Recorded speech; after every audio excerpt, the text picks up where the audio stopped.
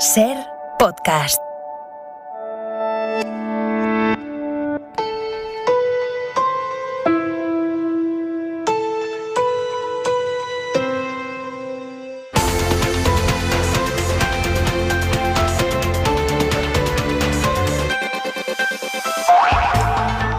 Si usted o tú nos escuchas desde cualquier punto de España que no sea Madrid, tendrás tantas ganas como nosotros de que pase el día de mañana.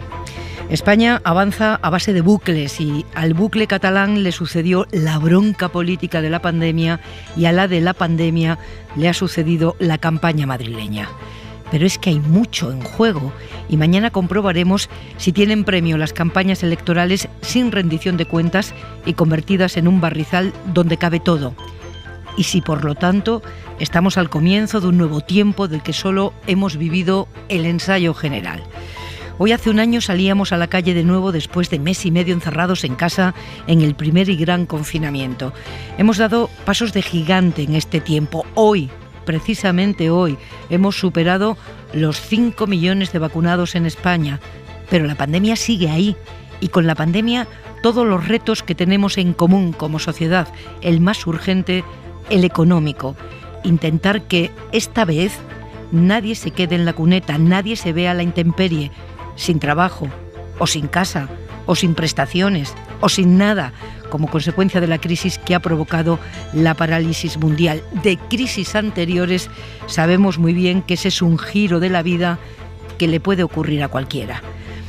Muchas cosas están cambiando muy rápidamente, pero votar sigue siendo el ejercicio básico para participar en la solución de los problemas.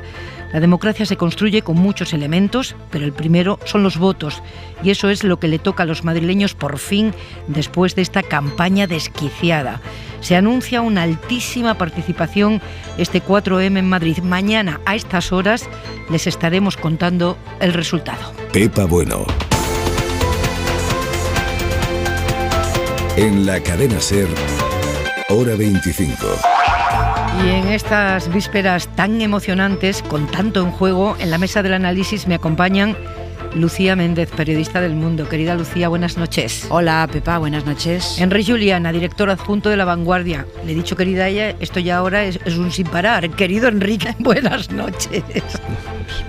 Muchísimas gracias, Pepa. Buenas noches. Y Pablo Simón, ¿qué te voy a decir? Politólogo, profesor de la Universidad Carlos III. Buenas noches. Buenas noches, querida Pepa. El día en 2 minutos, Aymar. Lo más inquietante de la pandemia nos viene de India. José Antonio López Guerrero, virólogo en la cadena SER.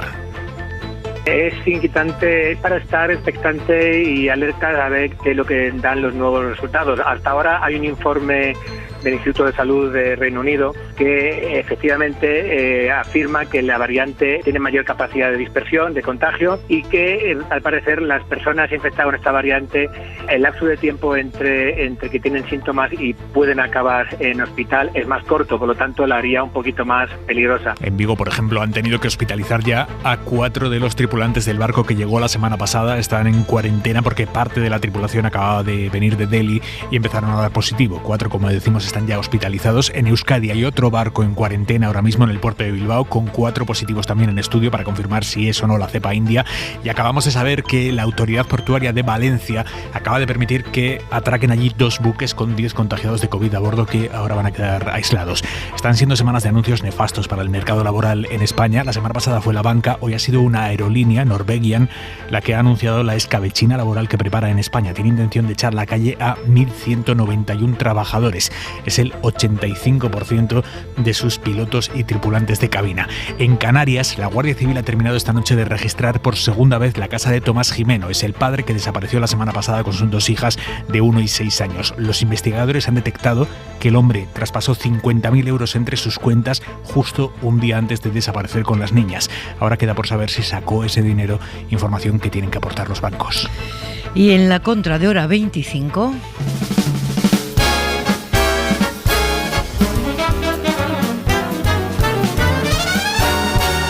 Yes, it's a good day for singing a song, and it's a good day for moving along. Yes, it's a good day, how can anything be wrong? Manuel Javois, buenas noches. ¿Qué tal, Pepa? Buenas noches. Oye, Javois, ¿tú dónde votas? ¿Votas en Madrid? Voto en Madrid, voto en Madrid, yo ya estoy ahí empadronado, sí. Pensé que votabas en Galicia todavía. ¿Y cómo va tu reflexión? Pues bien, bastante bien. Estoy muy contento de que haya coincidido el lunes. De hecho, me parece muy bien calculado que el día de reflexión sea el lunes, porque los lunes ya son generalmente y por naturaleza los días de reflexión. De hecho, de una reflexión muy parecida a la electoral, que es más que reflexión, una especie de examen de conciencia, ¿no? ¿Qué hemos hecho? ¿Cómo hemos llegado hasta aquí? Tengo lagunas, no me acuerdo de nada. ¿Nos peleamos? ¿Con quién acabamos en la cama? Aunque esta pregunta creo que es más para el miércoles. De hecho, la jornada de reflexión política debería ser el día después de las elecciones. Habría una reflexión, esta sí que invalidaría esos gestos o declaraciones sobresaltadas que antes de las elecciones resulta que por hacerse el día de reflexión, y tenemos muchos ejemplos, tienen más impacto que cualquier otro día. De todos modos, si me permites una brevísima reflexión, España creo que hace tiempo que ha perdido la jornada de reflexión.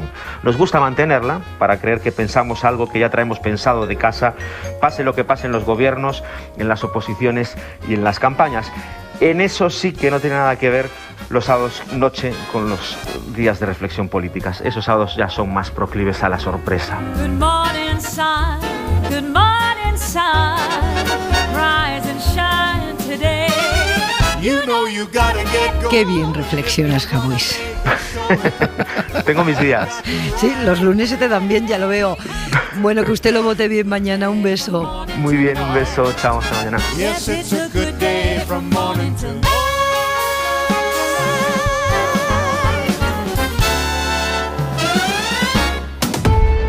Hora 25.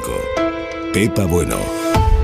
La última vez que se votó en España en un día laborable fue el 21 de diciembre de 2017, era jueves, y la fecha vino determinada por el día en que se aplicó el 155 tras la intentona independentista, pero no es habitual. Los catalanes tenían que elegir a los diputados de su Parlamento y un 79% del censo fue a las urnas, una altísima participación que tiene que ver con la circunstancia que se vivía en esta comunidad.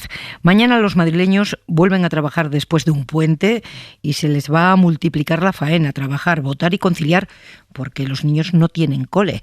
Javier Casal, buenas noches. ¿Qué tal? Buenas noches, Pepa. ¿Qué facilidades van a tener los trabajadores para votar? Bueno, legalmente todas, ¿no? Otra cosa es que esa legalidad se cumpla y por eso los sindicatos han puesto en marcha teléfonos de información en caso de duda o de incumplimiento. El permiso depende de las horas en las que se coincida el horario laboral con la jornada electoral. Puede ser un permiso máximo de 4 horas cuando se solapa el grueso de la jornada, o de 2 si hablamos de jornadas intensivas, de mañana o de tarde. En cualquier caso, en el colegio electoral están obligados a firmarnos un justificante. Si la empresa nos solicita ese justificante, lo podemos entregar. Si el empresario incumple, recordemos que se enfrenta a sanciones que pueden llegar a los 6.000 euros. Recordemos que se trata en todos los casos de un permiso retribuido, es decir, no nos pueden descontar una parte de nuestro sueldo por tener un permiso de 2 o de 4 horas para ir a votar.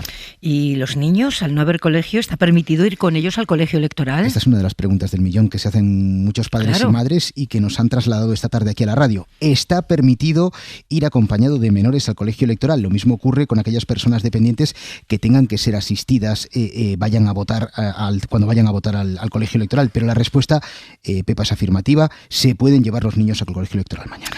Pablo Simón, ¿tenemos experiencia histórica para saber cómo afecta a la participación votar en un día laborable? Pues es complicado hacer una estimación precisamente porque es el patrón en el que más varían o más oscilan las encuestas. Es decir, tenemos, por ejemplo, encuestas como la de Metroscopia que da una participación de un 68-69%, lo que sería 3 puntos más que los anteriores comicios, y las de GAP3 están ya dando hasta el 74%.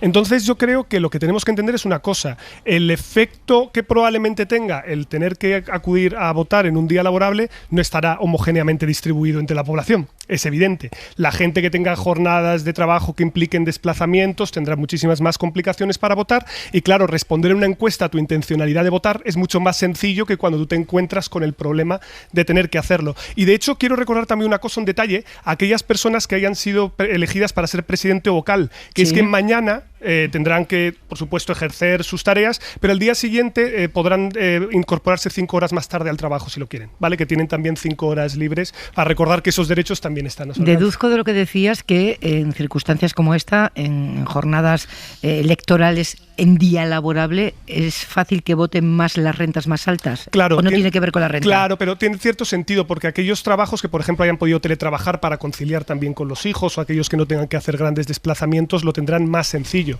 Además, pensemos también que la logística va a ser algo más complicada. En el caso de Cataluña, y esto es algo que me llamó mucho la atención, hubo un debate y una reflexión muy profunda sobre cómo garantizar las medidas de seguridad, los colegios adicionales, dar EPIs, por ejemplo, a los miembros del colegio electoral. En el contexto de Madrid se ha discutido bastante poco, tengo muy yo la poquito, impresión, sí, ¿no? porque otras elecciones catalanas, como apuntabas, Pablo, nos sirven de referencia para la siguiente cuestión, esta que tú planteabas. Las del pasado 14 de febrero en Cataluña se celebraron en plena pandemia también, y en esa ocasión vimos cómo los presidentes y los vocales de mesa se enfundaron unos trajes de protección individual, unos EPI, después de un debate muy intenso sobre la conveniencia de celebrarla o no celebrarla, las elecciones en esas fechas. Ellos iban como si fuera personal sanitario. Y mañana, ¿cómo se ha organizado el dispositivo para que sean unas elecciones seguras, Javier? Pues será parecido, pero no será igual a eso que vimos en Cataluña, ¿no? y que estáis comentando. Habrá geles, habrá distancia de seguridad, habrá pantallas, viseras, pero no veremos esa imagen de los buzos. Dicen en la Consejería de Sanidad que las medidas son suficientes para garantizar el voto. De hecho, a diferencia de Cataluña, aquí tampoco hay horarios obligatorios, sino horarios recomendados. Los mayores, por ejemplo, se les recomienda que voten de 10 de la mañana a 12. Los casos positivos o sospechosos de ser positivos deben hacerlo entre las 7 y las 8 de la tarde, cuando cierran los colegios. Habrá controles de seguridad a la entrada y salida, habrá limpieza y se recomienda en todos los casos llevar el voto ya preparado, listo de casa. Me despista siempre ese horario, porque se recomienda para los vulnerables a partir de las 10, pero los colegios están abiertos desde las 9. Y además, en este caso, insisto, como no ocurrió en Cataluña, que sí había unas franjas horarias obligatorias, en el caso de Madrid son recomendadas. Es decir, que una persona que sospecha ser positiva, por ejemplo, puede acudir tranquilamente a las 9 de la mañana. No hay ningún impedimento legal para que acuda a las 9 de la mañana a su colegio electoral. Pablo, esta noche estamos poniendo a prueba tu memoria y tus datos. En Euskadi, Galicia y Cataluña se votó en pandemia, en las tres. ¿Se quedó mucha gente en casa? ¿Afectó la participación? Muchísima. Es decir, en Galicia tuvo un 48% de participación, que es su segundo dato histórico más bajo, y Cataluña y País Vasco, que estuvieron en torno al 50-51% de participación, fueron también sus dos datos más bajos. La paradoja es lo de la Comunidad de Madrid. Es decir, intuitivamente uno diría, en un contexto de pandemia más día laborable, lo normal es que esto desincentive la participación o lo haga más difícil. Y sin embargo, los sondeos dicen que va a ser récord. Es decir, que en un contexto... Récord es por encima del 70, que fue en el 95. Pues eso es, sería justamente en torno a eso, por si queremos ser prudentes, en torno a eso. Claro, lo que estamos hablando es de que la polarización está empujando a que la gente vaya a participar en mayor medida. Lo hemos visto también con el dato, por ejemplo, del crecimiento del voto por correo, que ha sido superior a un 40%, y por lo tanto hay gente que ya ha anticipado ese coste de votar. Pero es verdad que algunas cosas que debería haber hecho probablemente la Comunidad de Madrid no las ha hecho. Podemos discutir si tiene intencionalidad política o no. ¿Cómo cuáles? Pues hombre, por ejemplo, el buzoneo unificado de papeletas. En la Comunidad de Madrid no se ha hecho y en Cataluña sí se hizo y era muy buena medida. Así la gente puede preparar el sobre directamente en casa, y no solo de los partidos que uno recibe, que es publicidad de cada partido. Pero claro, si mi partido es minoritario, lo tiene más difícil para mandarme la papeleta, entonces la gente va a tener que entrar en la cabina. Eso entorpecerá más el proceso, ¿no? Por ejemplo, esto no se ha introducido aquí. Y luego lo de la hora COVID, que, bueno, la hora COVID entre comillas, de 7 a 8, que si no me equivoco van a tener que cerrar el colegio para poder hacerlo, pero fijaos que justo coincide cuando mucha gente sale de trabajar. De trabajar, sí. Es decir, que ojo también con esto, porque mucha gente a lo mejor piensa que puede ir a votar en esa franja de última hora cuando ya se ha reincorporado, ya ha vuelto de... Y puede, porque solo se recomienda, ¿no? Solo se recomienda, vale. Puede hacerlo, pero digamos que no es muy conveniente, ¿no? Cualquier persona que se encuentre sana o que no tenga sospechas de padecer la COVID no se va a acercar a esa hora, salvo que no le quede otro remedio. Nos insisten en sanidad. En cualquier caso, son votaciones completamente seguras y las medidas que se han adoptado están completamente testadas para que cualquier persona que vaya, esté o no esté infectado, sea o no positivo, pueda votar con absoluta seguridad en el colegio electoral. Y además en esta comunidad hemos visto grupos de personas en muchas coyunturas, ¿no? Distintas, y no solo en el colegio electoral. La pregunta del millón, ella te dejó tranquilo, porque esta sí que es la pregunta del millón. ¿A quién beneficia una participación récord? Hombre, lo que sabemos seguro es que la izquierda tiene como condición necesaria, pero no suficiente para sacar buenos resultados, el que haya más participación. ¿Por qué? Porque lo que sabemos es que normalmente los distritos y los barrios y también los municipios de menos renta son los que se suelen abstener más, y por lo tanto, si hay crecimientos diferenciales, si vemos, por ejemplo, que hay un crecimiento diferencial muy importante, por ejemplo, en Usera o en Puente de Vallecas, eso significa que la izquierda está saliendo a votar. Y eso, desde luego, es una condición necesaria, pero no suficiente, porque igualmente la derecha está muy movilizada según todos los sondeos y la cosa puede quedar más o menos estrecha según la coyuntura. Mañana se vota por tanto, no, sí. Hay un dato, Pepa, muy significativo. He estado revisando esta tarde la participación histórica en la Comunidad de Madrid. Hay un 70%, que es el dato más elevado, el dato histórico más alto. Se registra en el año 1995, que es el año que gana Gallardón, que llega a la Comunidad de Madrid. Y el otro pico, que es del 69% de participación, si no recuerdo mal, se produce con Esperanza Aguirre en el año 2003, el año del Tamayazo. Veremos a ver mañana que se vota en estas elecciones de mitad de mandato, después de la campaña más desquiciada que recordamos, o por lo menos yo recuerdo, unas elecciones que se convocaron al grito de socialismo o libertad desde la misma sede del gobierno de todos los madrileños y que a partir de ahí ha tenido las oscilaciones que hemos ido contando a lo largo de estos días y la ausencia de contraste de ideas y programas sobre los asuntos que de verdad están en juego para la vida de 7 millones de habitantes. El resultado de mañana puede convertirse en un aval, Enric Juliana, para este tipo de campañas. Bueno, yo creo, no voy a negar tu premisa, pero me permitirás que la matice un poco. Matiza lo que quieras, para eso estamos, para discutir. Esta ha sido...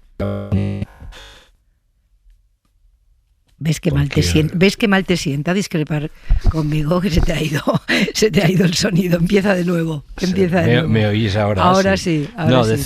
Decía que tiene un fondo de verdad muy, muy, muy alto esta campaña electoral en Madrid, siendo las formas y los lenguajes bruscos y en algunos momentos desagradables y efectivamente, como has dicho al principio, con todo el mundo con ganas de que esto pase, incluida la presidenta Isabel Díaz Ayuso, que ayer en un momento micro abierto se oyó que decía: hoy esto ya es un plomo, a ver que acabe cuanto antes, ¿no?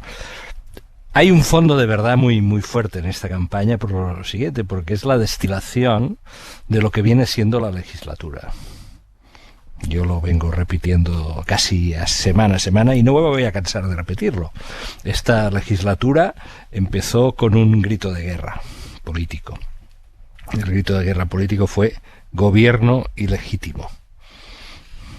La descalificación más absoluta que se puede hacer de un gobierno en un país democrático. Este gobierno es legítimo, por lo tanto será legítimo moverse en todas las direcciones que haga falta para provocar su caída, su destrucción o su disolución. Este fue el grito de guerra con el que se inició la legislatura y se fue recrudeciendo este grito a partir de que el país entró en situación de calamidad a partir del mes de marzo, ¿no? Por lo tanto, lo que hoy vivimos es una destilación de esa espiral que empieza en enero de 2019 y que tiene como escenario principal la Comunidad de Madrid, que para entendernos es como el altavoz principal.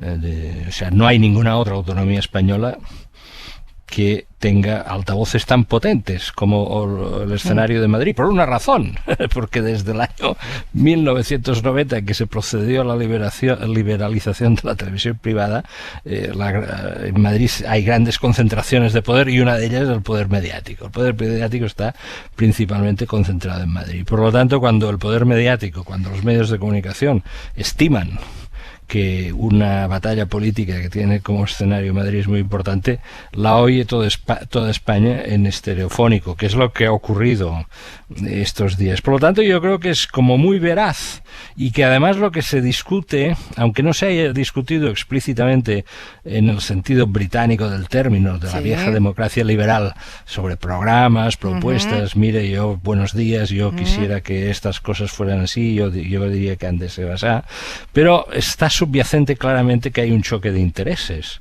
Por ejemplo, yo pienso que hay dos puntos claros. Una es la cuestión fiscal, otra cosa son los modelos de gestión de los servicios públicos, básicamente la sanidad y la educación, que están en el fondo del debate. No se ha desarrollado mucho el debate, pero están ahí, son los elementos motores. Y luego, efectivamente, una batalla de carácter ideológico y emocional fortísima, que viene dada ya, y que viene dada de esta legislatura y que viene dada de antes, y aquí se produce una condensación extraordinaria que yo creo que explica la más que probable movilización electoral de mañana. Unida a ello, bueno, no estamos en febrero.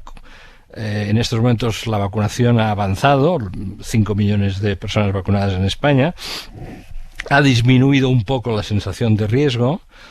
Y además, en Madrid impera el criterio de que la epidemia parece que afectase menos aquí que en otras partes. Por lo tanto, eso también explica de que no se haya generado un clima de prevención o incluso de miedo ante las votaciones. En Cataluña, lo habéis citado antes, yo creo que la jornada electoral estuvo muy bien organizada, pero también añadiré otra cosa: al menos al principio de la campaña los partidos independentistas cayeron en la tentación casi de querer disuadir un poco el voto, acentuando los riesgos. Luego fueron modulando, porque se dieron cuenta que esto les podía perjudicar, pero al principio hubo una cierta inducción de miedo por parte de los partidos independentistas. Lucía Méndez.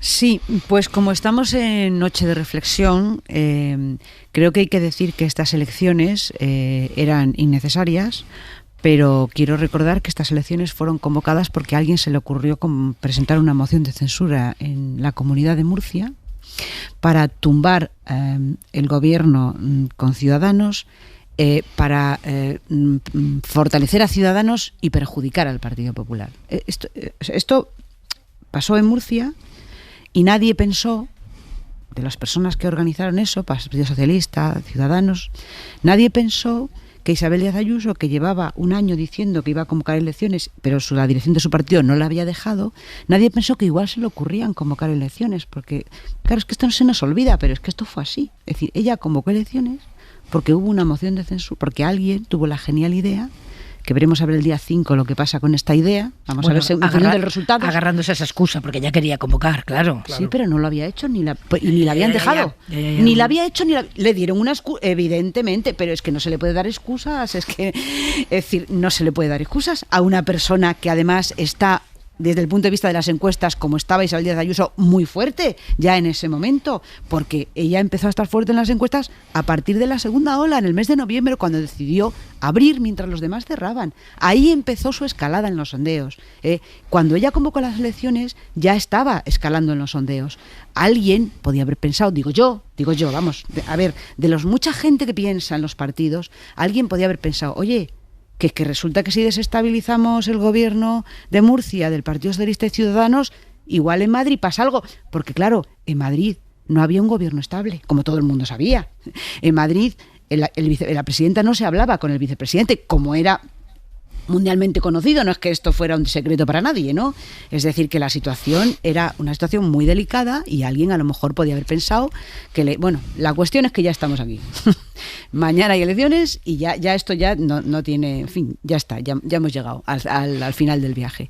Yo no puedo, claro, no tenemos elementos comparativos. Yo intuitivamente creo que sí que va a votar mucha gente. Sobre todo porque a los ciudadanos se les ha dicho que estas son unas elecciones a vida o muerte, que había que ir a votar para frenar al fascismo o para frenar al comunismo, cosa en términos de campaña electoral que a mí me parece que no puede ser más disparatada. O sea, hacer en una campaña cultural en una pandemia con la gente que solamente piensa en las vacunas y en el paro y hacer de esa campaña una guerra cultural es que es pero la secuencia fue al revés, primero frenar el comunismo y luego al fascismo. Claro, pero ahí está, pero ella partía de una ventaja. Es decir, ella convocó las elecciones así porque ella ya tenía la ventaja competitiva de la gestión. Ella tenía la gestión, que es lo que le están premiando los electores a todos los presidentes que se han convocado elecciones en esta pandemia. A ella ya le había premiado la gestión, las encuestas. Entonces ella podía correr ese riesgo, pero los partidos, a mi juicio, esto es una opinión, claro, los partidos de izquierda, a mi juicio, se han equivocado al plantear el marco de la campaña, al asumir el marco de campaña de Isabel Díaz Ayuso sin tener la ventaja de la gestión. Porque los partidos de izquierda no han gestionado en la Comunidad de Madrid. Y ella sí. Ella tenía esa ventaja. Y los partidos de izquierda no han... Bueno, perdón, todos no. Es verdad que Mónica García es una persona que ha planteado la campaña hablando de las cosas de la vida. Y yo creo que esa es su gran ventaja.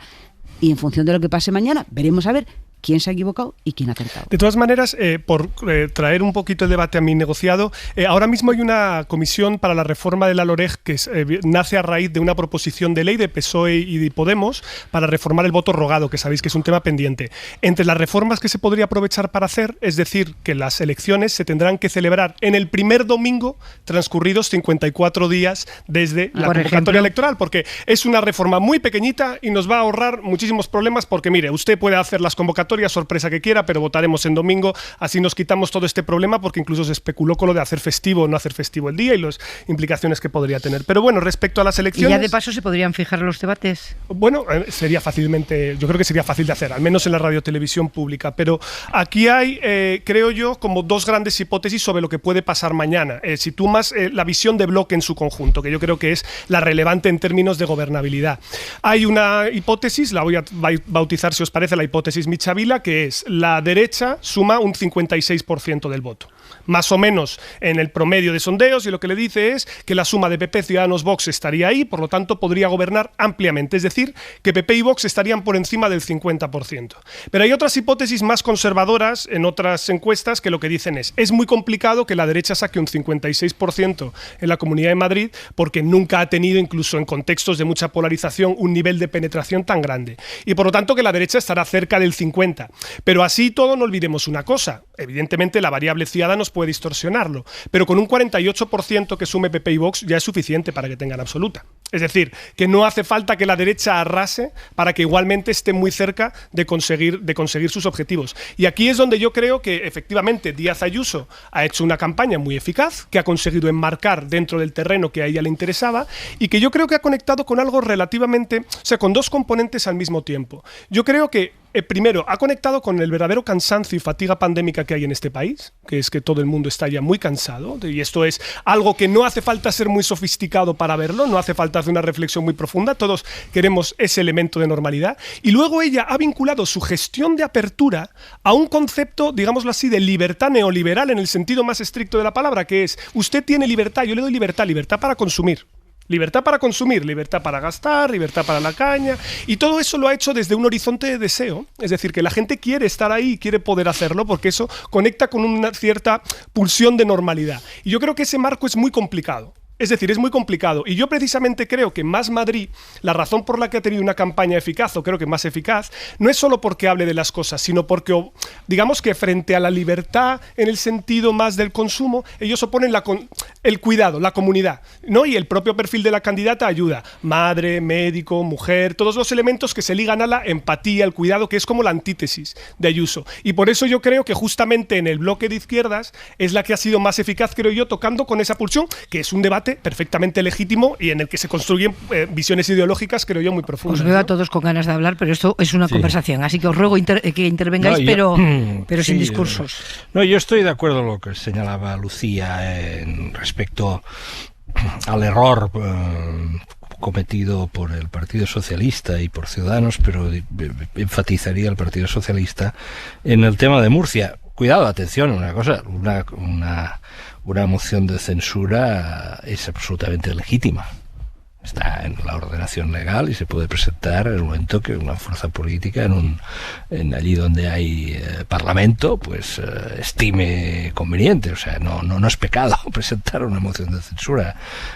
Cuando yo digo que ahí hay error político es porque tengo la impresión, y la tengo desde hace semanas, pues que los estrategas del PSOE en su momento no calcularon bien, o da la impresión de que no acabaron de calcular bien cuáles podían ser los efectos, porque la parte perjudicada, en este caso el Partido Popular, pues tenía en su mano la posibilidad de convocar elecciones en otras comunidades autónomas como réplica, y especialmente en Madrid, donde efectivamente ya desde hacía tiempo el equipo de Díaz Ayuso estaba apretando en esa dirección contra el criterio de Pablo Casado, ¿no? O sea, por lo tanto, sí, yo creo que el epicentro Murcia es pertinente señalarlo, y vamos a ver si los resultados de mañana por la noche no provocan otros adelantos electorales. Estoy pensando ahora mismo en Andalucía, pero eso dependerá no solo de quién gane mañana, sino cómo se gane y cómo se pierda. Esto todavía no lo sabemos, esto lo veremos mañana por la noche. Respecto a la eficacia de las campañas y de los marcos, yo me remitiría mañana a los datos por la noche. No vaya a ser que tengamos mañana por la noche alguna sorpresa, ni que sea pequeña o mediana sorpresa. Bueno, cuando se vota, cualquier sorpresa es posible. Es decir, tengo la sensación, os diré cuál es mi pálpito, es decir, hay una coincidencia muy no sospechosa, es decir, porque estoy seguro que la mayoría de las encuestas se hacen con honestidad profesional y con probidad profesional. No quiero poner las encuestas bajo sospecha. Simplemente que ya ha pasado otras veces en elecciones relativamente recientes en que las encuestas coincidían en un marco, que luego ese marco ha aparecido algo modificado, bien porque alguna gente no acaba de decir del todo la verdad cuando le preguntan, bien porque puede haber algún tipo de beta o corriente de voto oculto respecto a algunos partidos. Vamos a verlo por la noche. Creo que alguna modulación va a haber. Aquí estaremos contándolo a partir de las 8 menos 10 en una edición especial de Hora 25. No, iba a decir que la última sorpresa que se produjo en este sentido fueron las elecciones andaluzas, ¿no? En las que a Vox le daban las encuestas aproximadamente 2 o 3 y sacó 12. Es decir, que es verdad que hay sorpresas, pero también es verdad que la mayor parte de las veces lo que suele parecer es lo que suele ser. La mayor parte de las veces. No digo que puede haber una sorpresa o no, pero la mayor parte de las veces puedes. Y además es que yo creo que hay una tendencia general. Es verdad que las encuestas es verdad que más o menos coinciden, pero bueno, yo creo que nosotros también tenemos la capacidad un poco de intuir o de salir, ¿no? y ponerla a ver si llueve o si. Y yo creo que esa tendencia, esa sensación que tenemos, por lo menos la que yo tengo, es que y la que tienen también los partidos interesados, es que lo que se espera en los partidos de izquierda es poco más o menos que un milagro, ¿no? Es decir, por lo que cuentan ellos, más o menos lo que esperan es que exista una especie de milagro o algo así porque, claro, es decir, el bloque de derechas tiene más fácil. Primero son dos competitivos, quiero decir, porque hay uno que parece que, en fin, pues segundo, eso sí que sería un milagro, eso sí que sería sorpresa. Primero porque son dos, y porque además hay un PP que está, es decir, tenía 30 escaños y las encuestas están dándole el doble. Bueno, aunque tenga un poco menos del doble, ya sería mucho, ¿no? Y luego puede completar con otro, que Vox, que tiene un suelo también, según se ha visto, que sacar 69 escaños entre los dos no es tan difícil, creo yo. Más difícil es a los tres que tienen enfrente sacar 69. Dos manos alzadas. No, yo que sí que y tengo 2 minutos. Yo voy a ser muy breve para reforzar lo que decía que luego Enrique. Seguimos hablando. Dadme un titular de respuesta cada uno y me voy a publicidad. 2 puntos de margen de error es lo que dan las encuestas para todos los partidos. Luego, por ejemplo, una sorpresa, pero que está dentro del margen de error, es que, por ejemplo, Ciudadanos entrara. Por supuesto. No lo da ninguna encuesta, pero podría entrar porque está en el margen de error. Y estamos en un escenario completamente distinto. 1 minuto, Enrique, y luego seguimos hablando. No, nada, que hay que prestar atención al voto de Ciudadanos mañana. ¿Dónde queda? ¿Dónde va a parar? ¿Cuánto saca? ¿Cuánto porcentaje saca? Si ese porcentaje sirve para obtener diputados o no. Este es un dato importante. Yo no me situaría en la coordenada de los milagros, Los milagros dejémoslo para el cielo celestial, no, sino simplemente de que pueda haber modulaciones de onda en los parámetros que se están expresando en las encuestas. Hora 25. Pepa Bueno. Los partidos de la izquierda madrileña tenían miedo a que ayer hubiera 2 cierres de campaña del PP, uno por la mañana en la Puerta del Sol y otro por la noche en Madrid-Río. Los mismos franceses invadieron España con la excusa de modernizarla, mejorarla, diseñar a su medida una España mejor.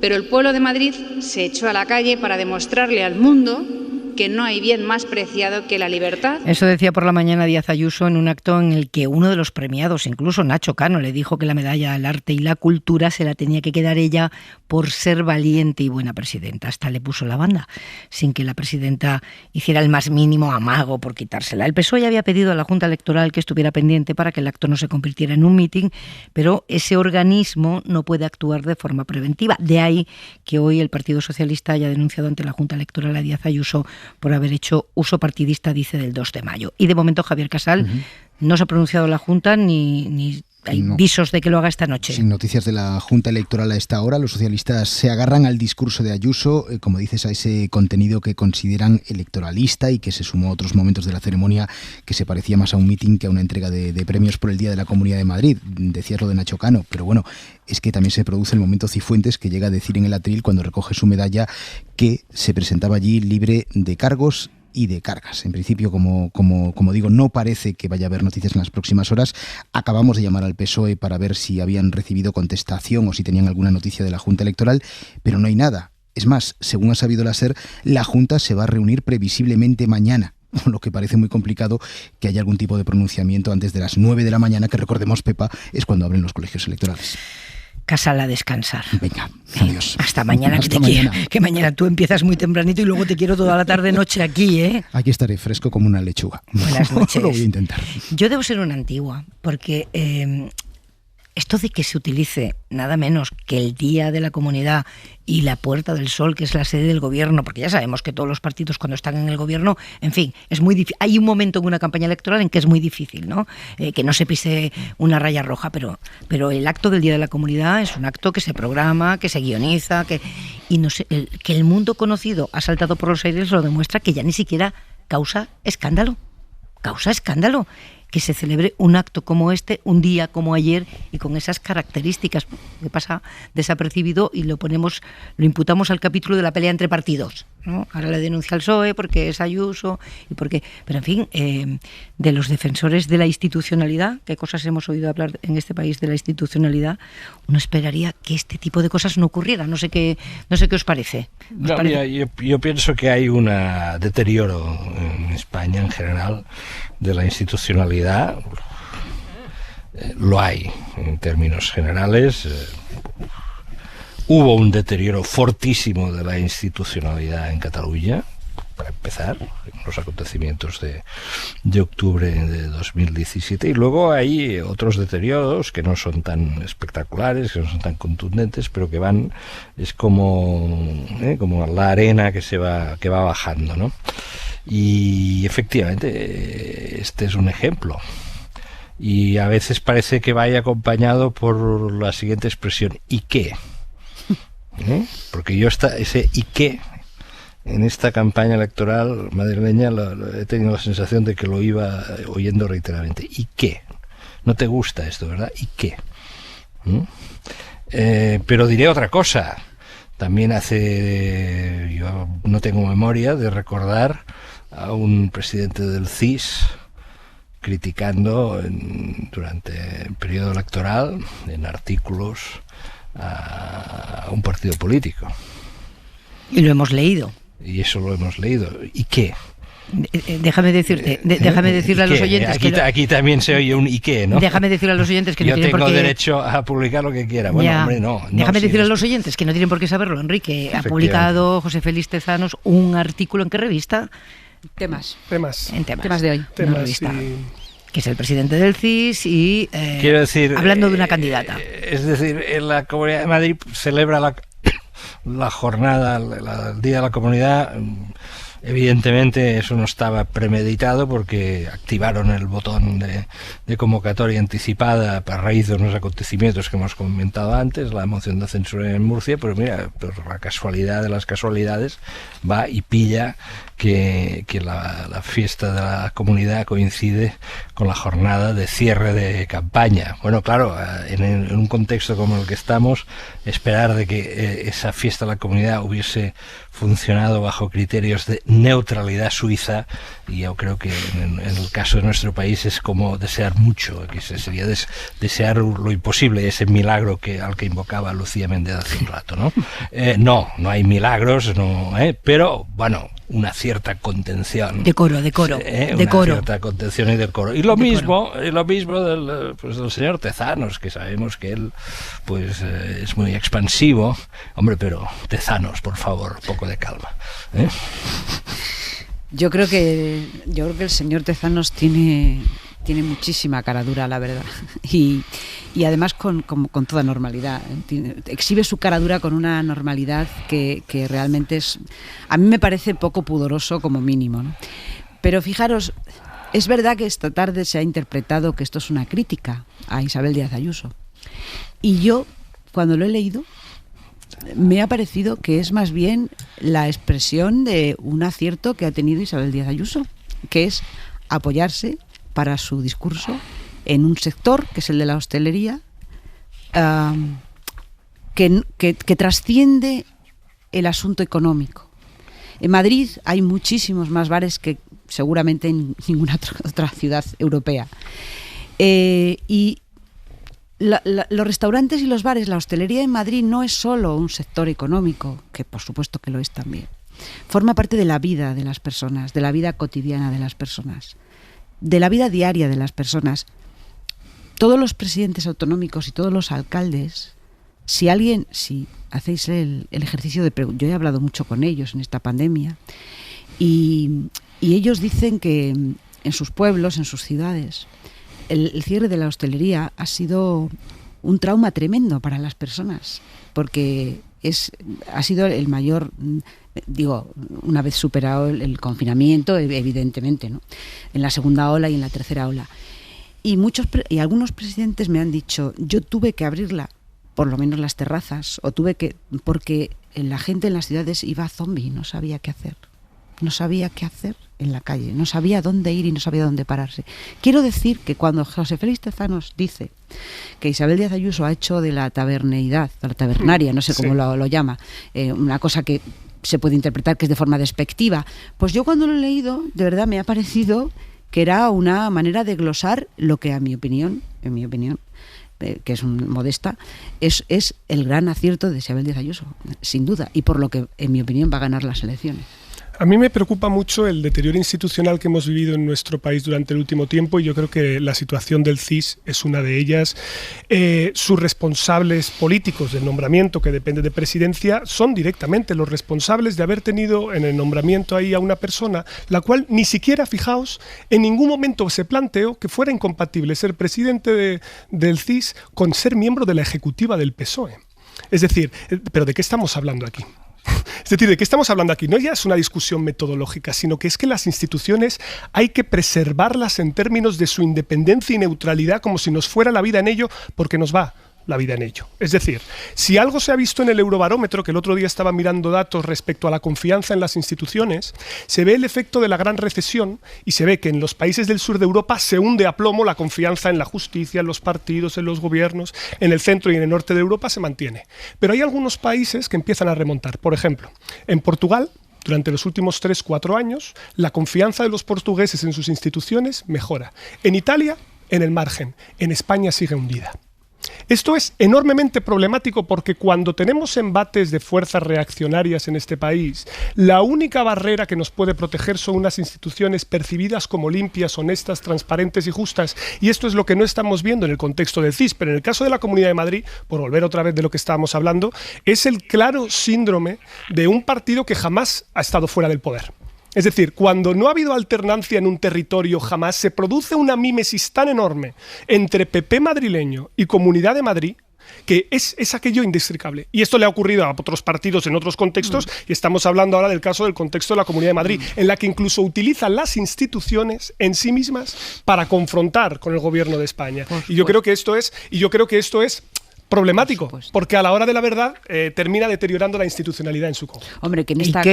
¿Y qué? Claro. O sea, que yo hago lo que me da la gana. Pero es que a los que les tenía que preocupar es a ellos.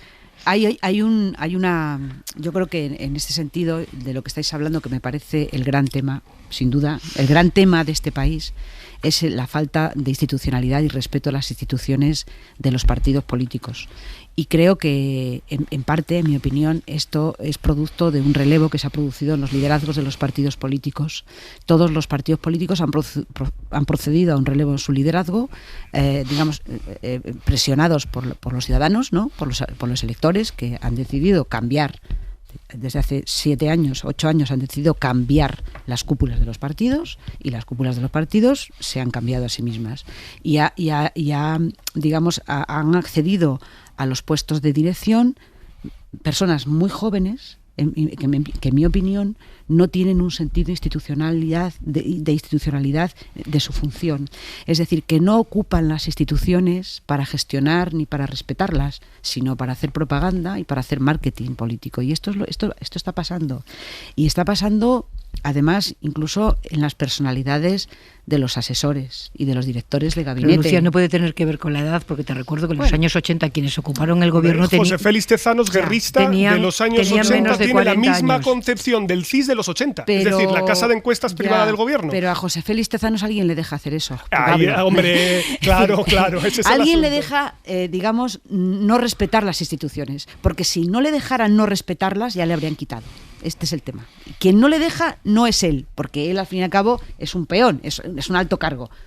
Quien le deja, quien le permite hacer eso es pues el gobierno y el presidente del gobierno y la Moncloa y el Ministerio de la Presidencia y todos los que tendrían que decirle, oye, de verdad, deja de hacer esto, ¿no?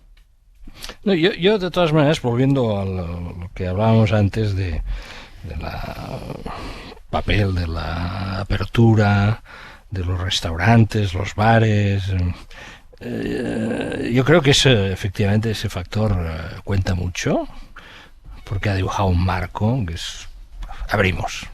Después de un año extenuante en el que este país ha sufrido mucho, mucha gente y lo sigue pasando mal, y además en que el marco institucional y político español se ha deteriorado muchísimo, pues relajémonos, abrimos. Esta es una buena bandera, sin duda alguna, pero yo creo que eso no explica las corrientes de fondo. Hay otros factores. Yo creo que en estas elecciones el elector sabe, intuye, palpa, percibe, entiende, capta que están en juego cuestiones de modelo muy importante. Por esto van a ser mañana unas elecciones muy concurridas.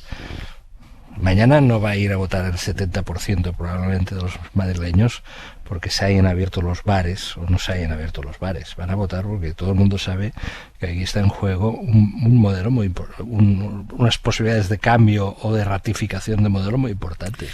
Se refiere al estatus fiscal de la Comunidad de Madrid, un estatus, no un estatuto, porque no está en el estatuto, pero es un estatus que se ha configurado, singularísimo. Por lo tanto, este estatus tiene unos defensores que van a salir, en fin, con la papeleta entre los dientes para defenderlo. Y que hay unas discusiones abiertas, y sabemos que van a ser discusiones en profundidad en los próximos años, por la situación política y económica de España, pero también por las corrientes que van a venir de Europa y quizá también de Estados Unidos respecto a la concepción de los servicios públicos y a su financiación, y por lo tanto a la conveniencia o no de que los impuestos sean de una forma u otra, o tengan una intensidad o tengan otra. Esta es la partitura principal. Los bares le ponen la onda sensual, y luego pasa otra cosa que pienso que es necesario reflexionar sobre ello. En estos momentos hay, según datos de hoy que ha dado la cadena SER, hay 600 pacientes en las UCIs de Madrid. 600 personas que están ingresadas como consecuencia de la COVID en UCI. Son de los datos más altos de España. La sociedad madrileña ha decidido en estos momentos no mirar demasiado esto. Y esto es un dato que hay que retener. Y lo digo no bajo un prisma de censura moral. Este país, España, ha demostrado ya varias veces a lo largo de su historia, nos puede gustar más nos puede gustar menos, que en situaciones de apuro tiende a no querer mirar mucho hacia atrás o hacia lo doloroso. Hay 600 personas en estos momentos en las UCIs de Madrid. Y efectivamente hay muchos temas que nos están debatiendo, muchos temas que nos están tocando, muchos temas que han quedado debajo de la alfombra, pero uno de ellos, y el más vistoso, eso es la situación de las UCIs de Madrid en estos momentos. Sí, todo esto está también en juego mañana, aunque se hable menos de la pandemia y se hable menos de los contagios y se hable menos de los que enferman, eso sigue estando ahí también.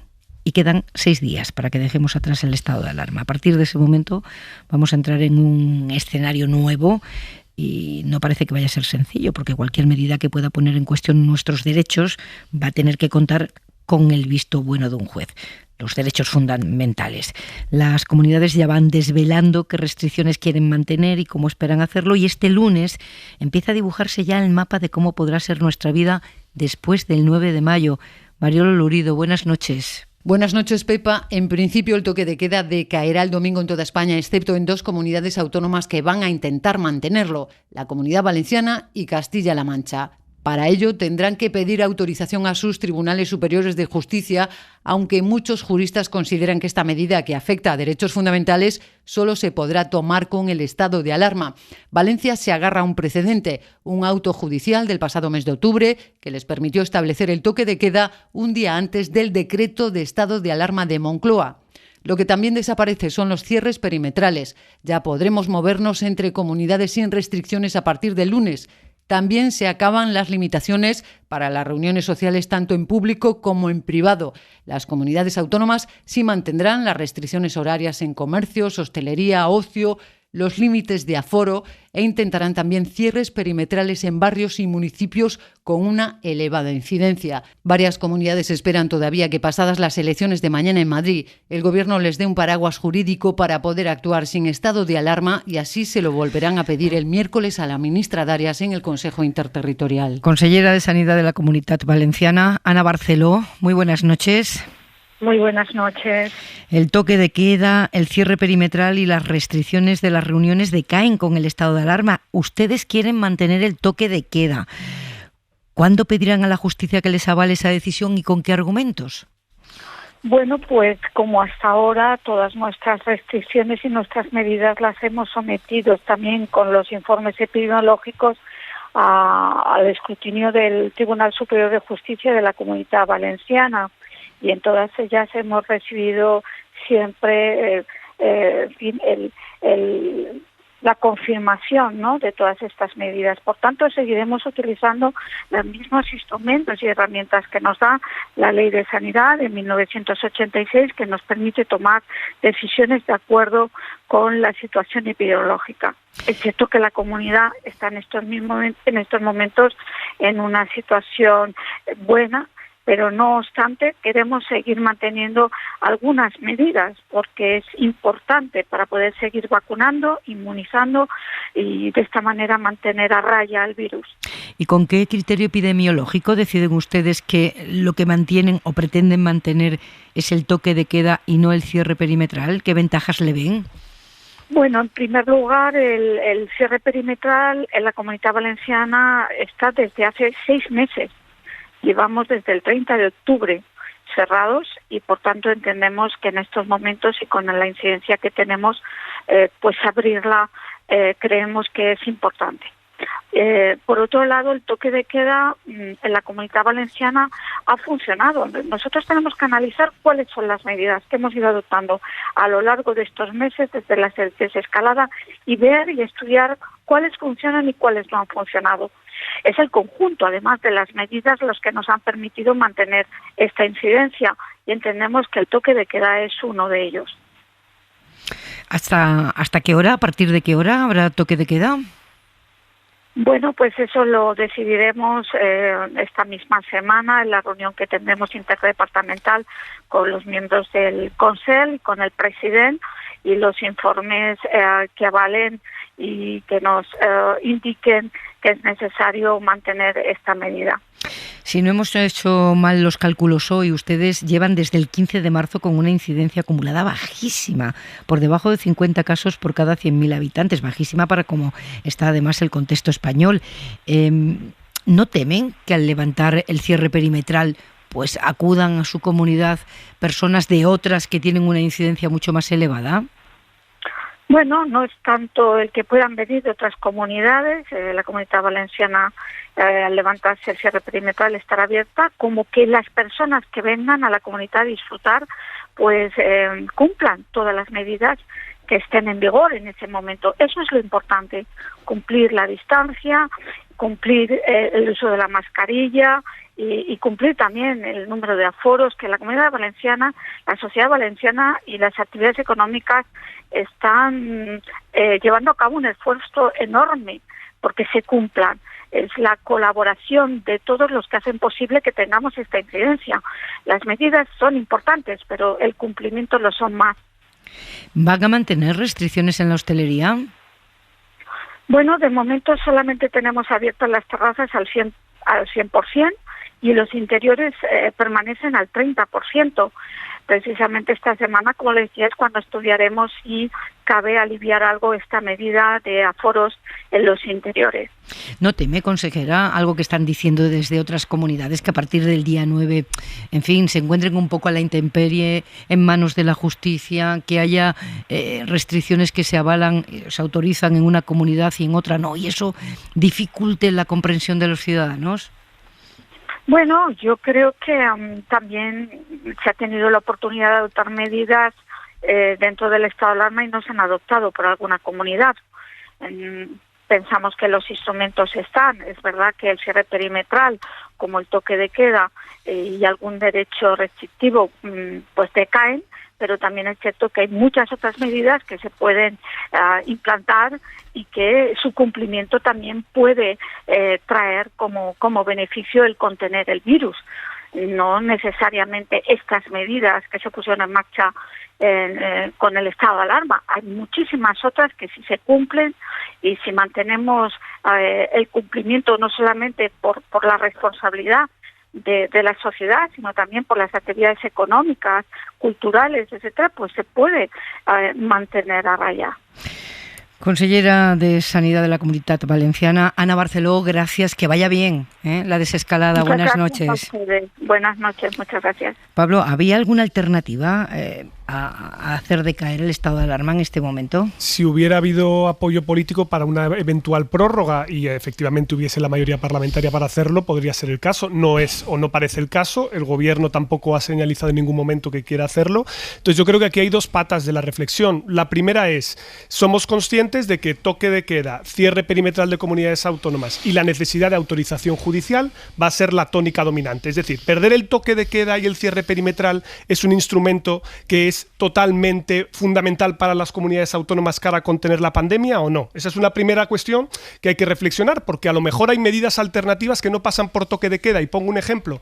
Las comunidades autónomas con la ley del 86 al menos sí pueden modular tanto aforos como horarios de apertura de establecimientos. Si está todo cerrado en tu ciudad a las 10, pues es poco probable que estés por la calle. Si estás paseando al perro, pues no pasa nada, porque hay una parte del toque de queda que evidentemente es restringir derechos porque es más barato para el Estado el que no haya nadie a determinadas horas en la calle que el estar supervisando esas medidas. Y luego del otro lado la cuestión más política, es decir, que hay una vía también alternativa, que es, si la evolución de la pandemia en las comunidades autónomas va de momento bien sin esos instrumentos, se puede continuar sin restricción de derechos. Supongamos que efectivamente hay un caso, imaginemos ahora que la Comunidad Valenciana, por la razón que sea, pues tiene un pico, se dispara. Bueno, el gobierno puede hacer un decreto de 15 días de estado de alarma territorialmente aplicable a la comunidad autónoma, nombrando al presidente de la Generalitat como autoridad delegada. Esto ya ocurrió en la Comunidad de Madrid cuando Ayuso no quería cerrar y el gobierno estableció un cierre y un estado de alarma solo para la Comunidad de Madrid. Luego es un instrumento también factible. La pregunta es eso, si necesitan los instrumentos o no. Y eso los presidentes autonómicos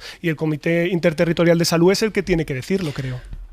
Bueno, vamos a dejar un poco al margen el debate que ha habido en todo este año, que todos han tenido unas contradicciones tremendas, empezando por el gobierno, que prometió a Ciudadanos cambiar la ley creyendo que no se podía, y se lo prometió para que aprobara el estado de alarma, pasando por el Partido Popular, que es la gran contradicción de que los presidentes autonómicos dijeran una cosa y la dirección del Partido Popular dijera otra. Pero yo no sé por qué se abre este debate sobre que el gobierno prorrogue o no el estado de alarma. El gobierno nunca ha dicho que iba a prorrogar el estado de alarma. Nunca. Porque lo han pedido presidentes autonómicos, Lucía. Nunca lo ha dicho. Ya. Sí, pero quiero decir, la voluntad. Lo que digo es, la voluntad del gobierno es no prorrogar el estado de alarma. O sea, ha quedado clarísima, no hay discusión sobre eso. No es que el gobierno diga, no, nosotros lo prorrogamos. No, ha dicho, no, vamos a prorrogar el estado de alarma. Nunca.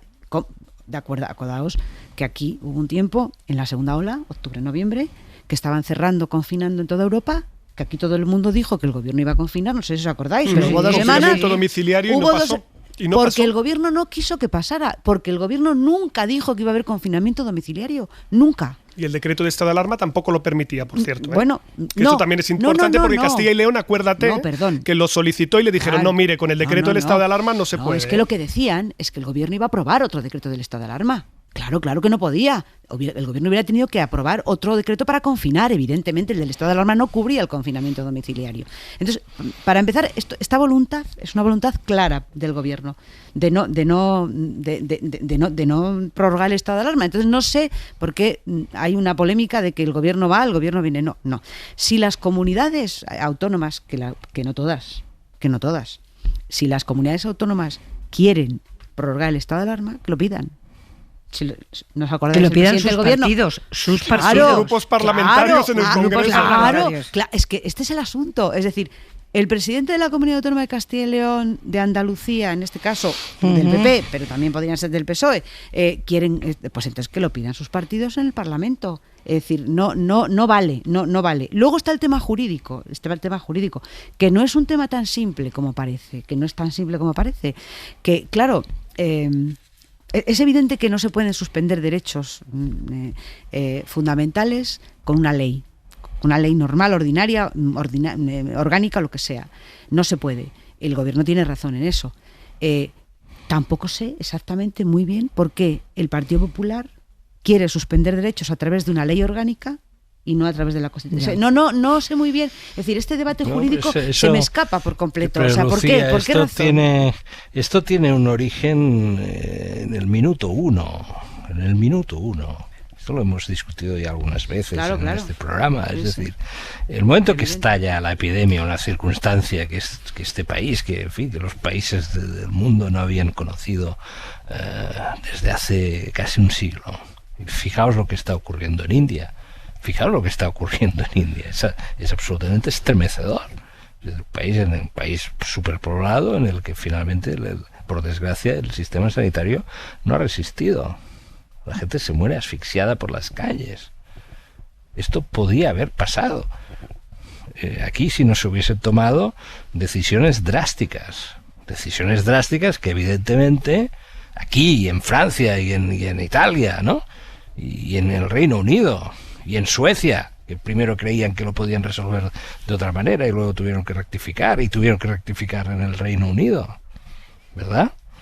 Entonces, políticamente esta situación de calamidad se podía haber enfocado de varias maneras, y aquí se enfocó pues bajo la consigna que se señalaba antes: gobierno ilegítimo. Y a partir de ahí viene todo. Porque si se hubiesen querido establecer mecanismos mínimos, digamos, de consenso político, se encuentra una solución jurídica, las soluciones jurídicas siempre se encuentran. Lo que pasa es que la situación se detonó desde el principio en términos de enfrentamiento, en términos de cálculo, es decir, estos no sobreviven políticamente a esta situación, por lo tanto, a final de año los tenemos ya carbonizados en la parrilla, y a partir de aquí, pues todo lo que ha ocurrido estos meses, y a partir de ahí el clima que ha presidido esta campaña electoral en Madrid. Sin aquello, nos explica el clima de la campaña electoral en Madrid. Y insisto de nuevo en lo que he dicho antes, y esperemos a ver mañana cuáles son los resultados por la noche. Hora 25. Pepa Bueno. Atenta, Lucía. Bueno, atentos todos, porque afecta a todos. ¿Se imaginan ustedes que un mismo medicamento tuviera efectos contrarios en función del sexo de quien se lo toma? Pues eso es lo que ha demostrado un estudio del Instituto de Neurociencias de la Universidad Autónoma de Barcelona. Han probado un fármaco que consigue que los ratones machos borren recuerdos negativos. Una buenísima noticia. El problema es que ese mismo fármaco no tiene el mismo efecto en las hembras. Al revés, aumenta los malos recuerdos. Carme Valls-Llobet, muy buenas noches. Hola, muy buenas noches. Es endocrina y ha publicado el ensayo Mujeres Invisibles para la Medicina con Capitán Swing. También dirige el Centro de Análisis y Programas Sanitarios. Es una ONG científica sin ánimo de lucro. Cualquiera que escuche esta noticia se estará preguntando, pero a la hora de ensayar todos los demás medicamentos, ¿no se tiene en cuenta que en el mundo la mitad de la población somos mujeres? Pues tengo que decir que todavía no. O sea, en la mayoría de fármacos que se han investigado hasta ahora, en concreto, por ejemplo, ha salido un artículo reciente en cardiovascular, el 70-75% de ratas utilizadas para los estudios son ratas macho y solo un 2,5% ratas hembra, y luego hay algunos ensayos con mixtas, y eso pues aún está ocurriendo. Pero bueno, ya hay señales de alarma, y también por lo que vemos en este estudio hay buenos estudios que saben diferenciar. Eso en el ensayo preclínico con animales, pero después en los ensayos con humanos, ¿sí se tiene en cuenta la paridad para hacer el experimento o tampoco? Pues depende. Mira, hasta el año 1993 no había ni un solo ensayo clínico que para hablar de la aspirina y la prevención cardiovascular incluyera una sola mujer. Todo eran hombres. Y para el estudio de las coronarias también. Luego, poco a poco, se ha venido denunciando este problema por parte de investigadoras muy buenas, cardiólogas americanas. Bernardine Healy fue la primera, y puso una norma en aquel momento, en el 93, que con dinero público no se podía investigar si no se incluían mujeres y hombres y minorías étnicas en los trabajos de investigación. Y esa norma se cumplió de manera parcial. Poco a poco fueron avanzando algunas otras mujeres buenas, como Marcia Angel, en una gran revista que se llama New England Journal of Medicine, y ella, cuando dirigió la revista, dijo: en esta revista no se van a publicar trabajos que no diferencien por sexo las personas investigadas. Y así consiguió algunos trabajos más, y así poco a poco hasta una norma que se ha establecido en Canadá y en países nórdicos en Europa, que dice también que con dinero público se deben estudiar siempre mujeres y hombres en los ensayos que se hagan de cualquier tema, y también que todos los datos tienen que estar desagregados por sexo, que también nos ha costado verlos en la misma pandemia de COVID. Los primeros trabajos que se han publicado en el último año sobre la COVID, aunque los trabajos mejores, con gran número de casos, solo sabes que son patients, pacientes, pero no sabes si son mujeres o hombres. Carme, y así tampoco sabemos. Claro. Carme, te hemos llamado porque yo, cuando he leído hoy la noticia de este estudio del Instituto de Neurociencias de la Universidad Autónoma de Barcelona, he pensado, entonces, ¿nos estamos nosotras tomando medicamentos desde hace mucho tiempo que no se han probado ni preclínica ni clínicamente para mujeres de forma expresa? Eso tiene una consecuencia sobre... Claro, porque este estudio lo que demuestra es que el efecto de ese fármaco es radicalmente distinto en los ratones hembras y en los ratones machos. Sí. A ver, sí a las dos cosas. Sí a que en el ensayo del Nature hay diferencias, porque además está muy bien hecho este trabajo y lo diferencia en relación a los niveles de hormonas que tienen los dos machos y las hembras en la fase, como diríamos, se llama proestro, o sea, antes de que tengan la menstruación, podríamos decir. Las ratas tienen una menstruación relativamente parecida a las hembras, o sea que sí que hay unas diferencias según la fase del ciclo. Y sí que eso ha sido uno de los problemas para incluir mujeres en los ensayos, porque han dicho, como tiene ciclo menstrual, pues es un lío, esto es una variable, es una variabilidad. Entonces, mejor no lo ponemos. Bueno, pero resulta que las mujeres que se lo demos tendrán ciclo también, y entonces tendrán diferencias. Y luego ha pasado en otros casos, ahora hay en este momento una controversia internacional sobre un diurético, pues que a las mujeres les baja muchísimo el sodio y a los hombres no. Pues entonces eso se tendría que avisar en el prospecto y no se acaba de avisar en el prospecto, al menos aquí en España. Y eso ya hay unas compañeras, porque ahora hay una red de innovadoras en temas de género en todo el mundo que estamos investigando y denunciando estos temas para que en el futuro pues todo se investigue en los dos sexos. Lo que se ha de aplicar a hombres y mujeres ha de estar investigado en hombres y mujeres y en ratas macho y en ratas hembra. Y a veces se ha de hacer investigaciones separadas y a veces se han de hacer juntas. Eso de acuerdo, esto es metodología dependiendo del ensayo. Pero es muy interesante. O sea que cuando yo me planteo lo de cuánta medicina me tomo que no se ha ensayado en un cuerpo como el mío, no es un disparate. No es un disparate, sí. Algunos visitadores médicos, cuando yo estaba en el hospital, hacían la broma de decirme, doctora Valls, le venimos a traer un producto, pero no se ha investigado en mujeres. Y yo les decía, pues no me lo enseñe porque yo no se lo voy a recetar. Entonces, eso ahora está algo mejor, así todo, hay revistas, por ejemplo, internacionales muy buenas, que devuelven el trabajo a la universidad que se lo haya enviado si no ha diferenciado por sexo, y eso ya es un gran avance. Si ha hecho, por ejemplo, un estudio solo con ratas macho y luego no lo ha hecho con hembras, pues entonces eso lo devuelven, y con lo cual la universidad se ve forzada a, no lo digo por este estudio, que no lo sé, sino por otros estudios que se han hecho, ¿no? Y en este sentido, sé que en la Universidad Autónoma de Barcelona han hecho esfuerzos también para diferenciar, pero así todo, pues nos falta es que las mismas ciencias de la salud, como no han diferenciado, no se enseñan de esta manera, y por tanto no hay preguntas del examen MIR que incluyan este tema de las diferencias, con lo cual los médicos y médicas pues tienen tendencia a estudiar lo que les preguntarán.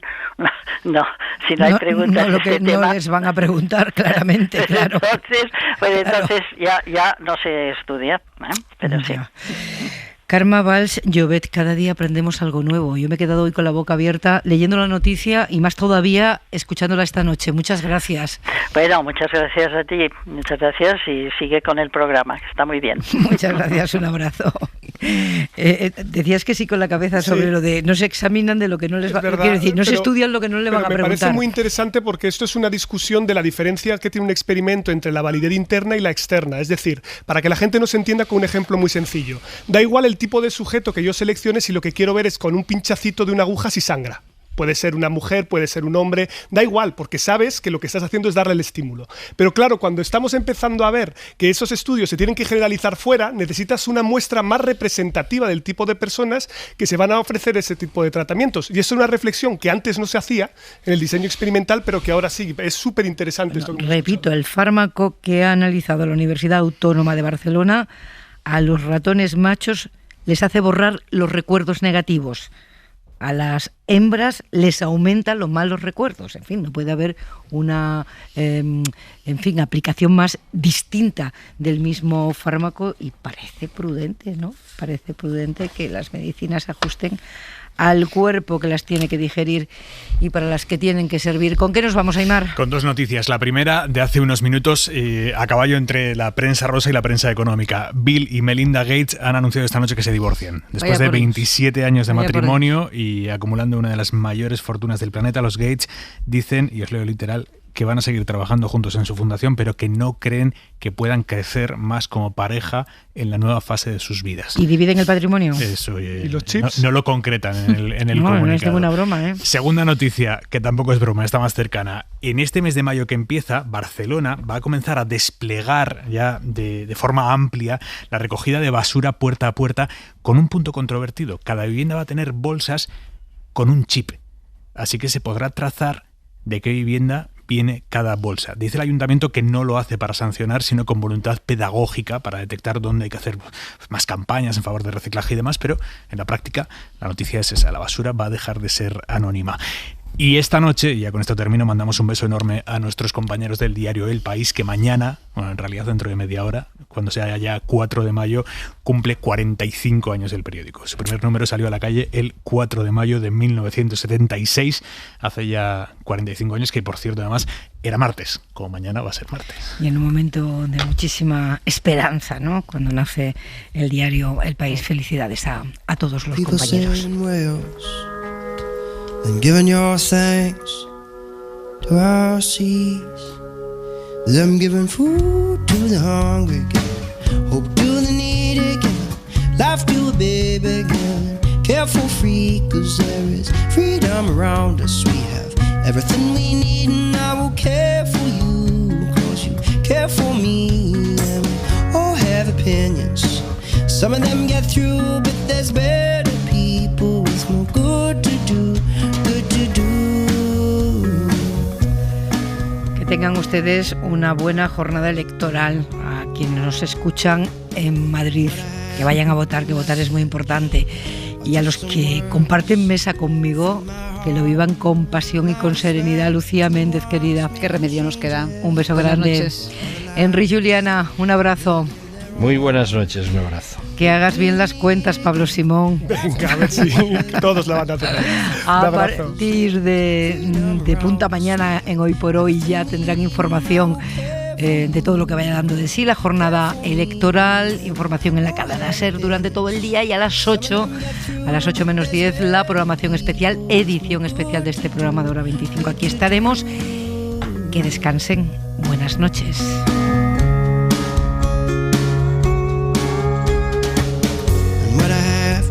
Message or just some words from my heart, my respect to the ones. Pues no nos vamos, porque tenemos una información de última hora en Canarias, en Tenerife. La sangre del barco del padre de las niñas desaparecidas, la sangre no es de las niñas, no es de las niñas. Esta es la noticia que nos parecía muy relevante, que nos contaban nuestros compañeros desde Canarias. La sangre encontrada en el barco del padre de las niñas desaparecidas, esa sangre no es de ellas.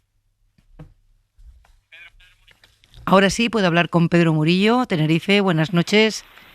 Sí, hola Pepa, buenas noches. La última hora es que, según fuentes cercanas a la investigación, han confirmado que la sangre encontrada en la embarcación que se encontraba a la deriva, propiedad de Tony Jimeno, no pertenece a las dos menores, es decir, no es sangre de las dos niñas que llevan buscándose ya desde hace más de 6 días.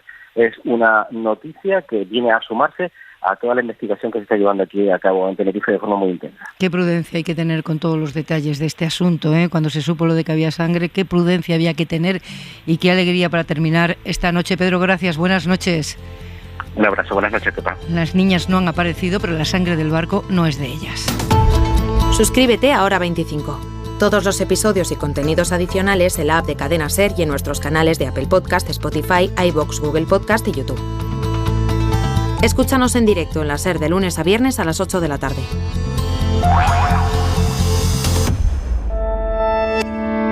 Cadena SER. La radio.